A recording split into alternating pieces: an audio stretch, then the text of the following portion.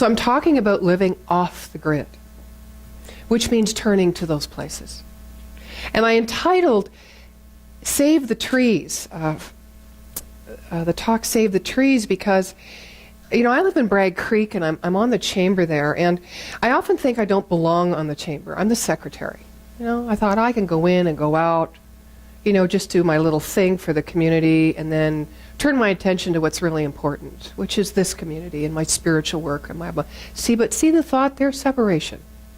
I did it to intend to give service to my community in a way that would fit into all the other things that I'm doing and wouldn't tax me so much. So I picked a job that I thought would do that. Well, you know what happens when you do that?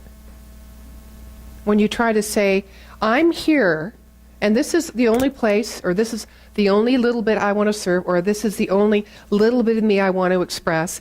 It's like every opportunity unlike it, which means for me in this particular situation means get involved with politics, get involved with the by-election, get involved with Spray Lakes logging and save the trees. That's why I'm talking about this, right?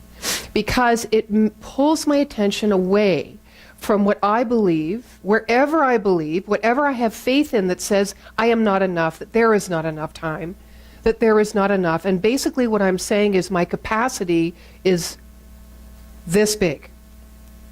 Therefore, I have to look out and create a world that works for me, kinds of people I bring into my life, how I spend my time, how I discern to fit what I believe my capacity is. And one of the things that I notice is me saying, when people approach me, because they know I'm on the chamber, and I used to write a couple of years for the High Country News, so they kind of know me, and they say, well, hey, who are you going to vote for and why? Or they say, what do you think about this Spray Lakes logging thing? Are you for it or are you against it? So I have to know my stuff. I don't want to know that stuff. I want to do my spiritual practice. I want to create magnificent programs for this center. I don't want to know that stuff. Look at what I'm doing. If all things are one, I'm dividing myself off, and there's nothing wrong with choosing and having preferences. I'm not trying to indicate that. What I'm trying to get to is the root of the root. That often my choices and my preferences are caused by the root of my believing there is not enough.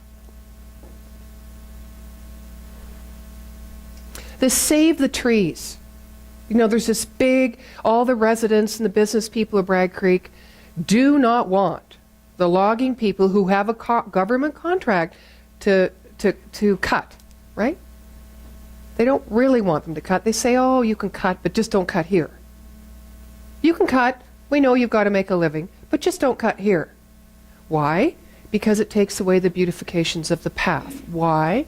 Because the sustainability of the businesses is brought by the tourism that comes to ski and to walk the paths and to hike and to do all this. And what I'm noticing is that this idea about Save the Trees really isn't about the trees at all. It's really not about nature. It's not about, the conversation is about don't take something away because then we will have less of a capacity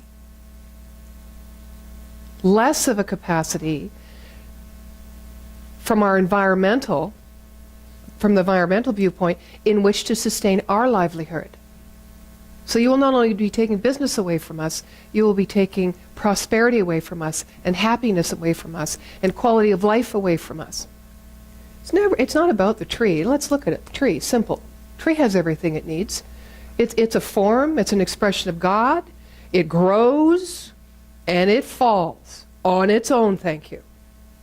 There's a natural order in the ecosystem where everything is interdependent, right? Where the trees know how to live and how to live long enough and what to do to provide and when to disintegrate back to the ground. And they don't do it all at once, right? They do it, it's like they've got this plan, It's like, okay, over there in that back quarter, by the open road to Elbow Falls, okay, you do it every 30th year in the first quarter. It's like they've got this understanding. There is this understanding. It's invisible. It's intelligent. It's within all things and within us. So when I talk about Save the Trees, I wanted to kind of gear the conversation today around the fact that we are more concerned about other people's capacity than often we are of our own. Now, arguably, you could say, well, I just trust my capacity. I just trust it to be there.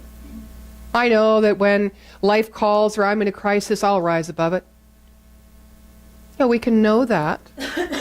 But is that how we demonstrate? Is that how we intend and envision our life to move beyond what has gone before, especially in times of challenge or change?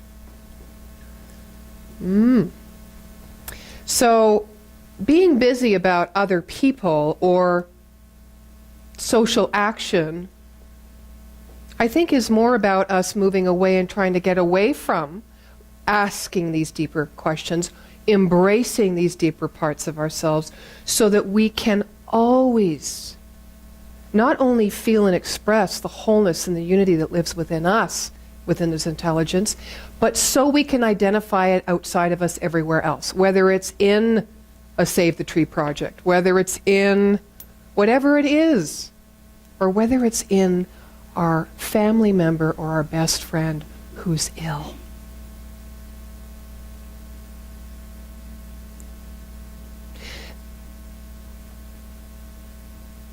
Mindfully intending to walk a spiritual path, to me, means always keeping this idea of wholeness and therefore inclusivity, meaning that there is a natural order of things and an interdependence. If we obey our own nature within all things. It's when we step away from the truth of our nature, or the truth of the nature of this intelligence of which we are one, that we start focusing outside of ourselves. This idea of, I've got to get away. I've got to carve a space over here.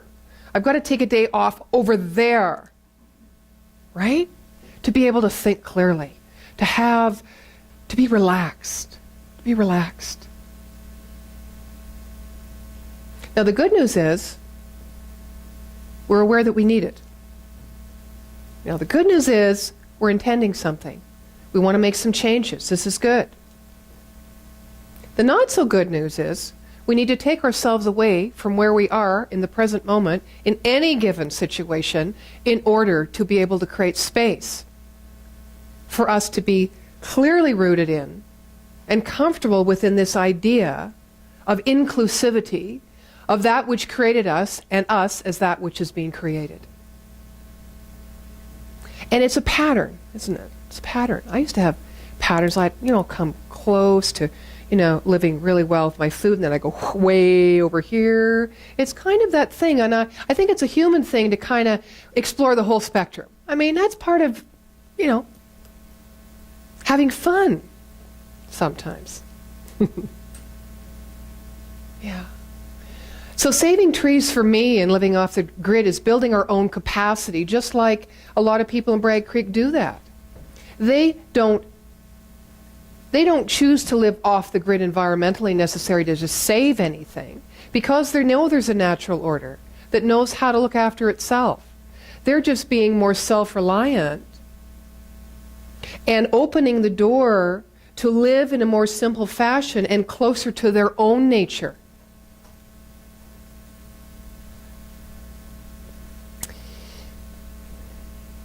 One of the things I think that pulls us away from building our own capacity and our connection mindfully with our capacity is this old idea, the old paradigm of saving, of fixing.